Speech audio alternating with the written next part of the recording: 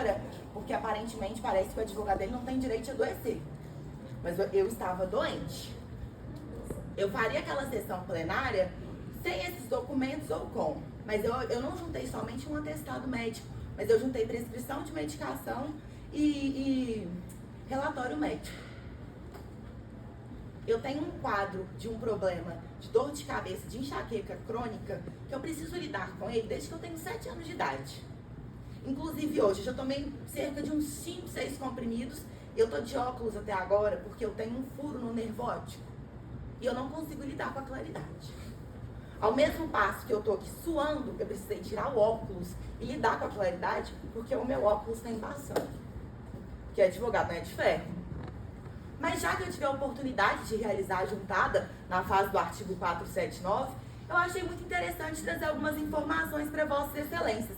Porque eu precisei pesquisar, porque eu não sou conhecedora, eu não sou da área da saúde, em que pese a minha primeira aprovação em vestibular tenha sido medicina, eu não sou da área da saúde, eu não sou cientista, em que pese eu gosto muito de acompanhar os avanços da ciência, porque isso transforma a nossa vida e vai transformar a sociedade no futuro. Mas eu quero trazer aqui algumas coisas para Vossas Excelências.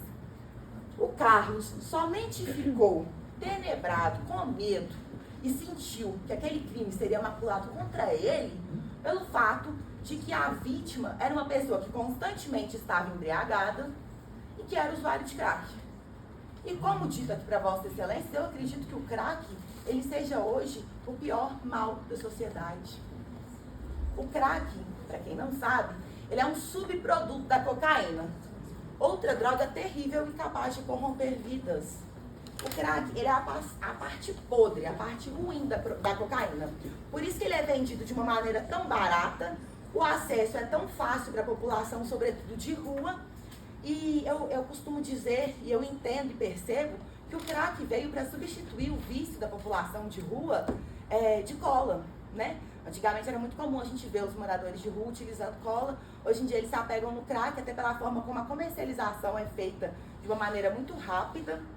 E sobre o potencial viciante, porque a pessoa usa uma vez para suportar a situação de rua, ou usa uma vez para fugir, refugiar de uma situação, na segunda ela usa porque trouxe uma sensação boa, na terceira acabou a vida dela, ela está viciada. Volta para mim, por favor. O crack é uma das drogas mais viciantes e com potencial destrutivo, sendo um subproduto da cocaína vendido por um valor mais acessível, o que torna muito popular entre jovens desempregados e a população de rua. O efeito da substância é passageiro e por isso a pessoa é facilmente induzida à adicção, que é o vício. Os principais efeitos do crack. Os usuários de crack são muito debilitados por conta da perda de apetite, que é um dos efeitos mais marcantes da droga. A falta de sono, a paranoia. Epa! E sabe por que eu quero trazer isso para Vossas Excelências? Porque muito foi dito aqui de que a vítima era uma pessoa idônea, uma pessoa maravilhosa, sem problema nenhum. Meu constituinte que é um monstro, meu constituinte é um demônio. Agora a vítima era um anjo. E eu entendo que isso seja muito cultural.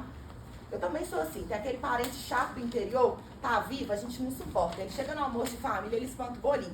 Mas na hora que ele morre, ele vira santo. Aí o grupo da família para e fala, mas o João era tão bom, menino, nossa, um querido. Ia no aniversário da vovó, participava de festa. A pessoa morre e tende a virar santa. Mas eu quero demonstrar aqui para Vossas Excelências o porquê que o meu constituinte ficou sob estado de alerta. O meu constituinte somente matou o Elismar, porque senão ele seria morto. Pode ir pro próximo. E aqui, né, a promotora trouxe algumas partes do laudo de necrópsia, eu quero trazer outras. Foi quesitos. Aqui foram quesitadas a quantidade de álcool no corpo da vítima e a quantidade, e se tinha resquícios de substâncias entorpecentes, tóxicos, de droga. Qual a dosagem para etanol da amostra de sangue enviada?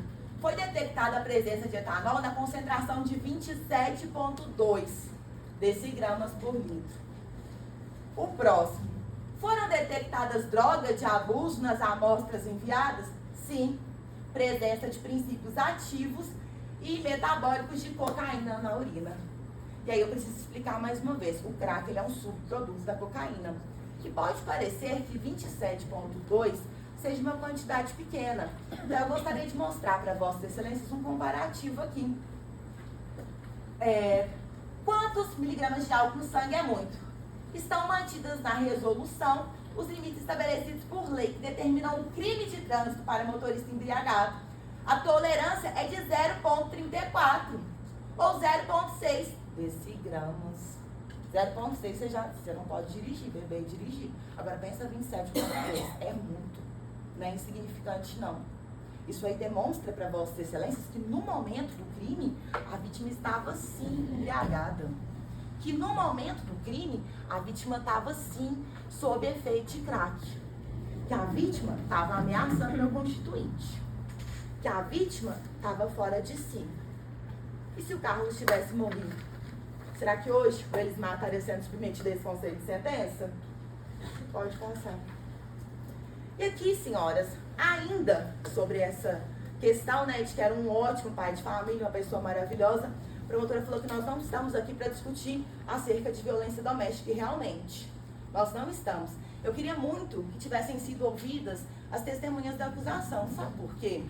Na fase processual, Vossas Excelências não têm a menor obrigação de terem conhecimento do procedimento. Mas após a decisão de pronúncia com trânsito em julgado, abre-se uma fase que a gente chama, né, fase do artigo 422, que é onde a defesa e a acusação podem requerer diligências e devem arrolar as testemunhas que serão utilizadas em plenário.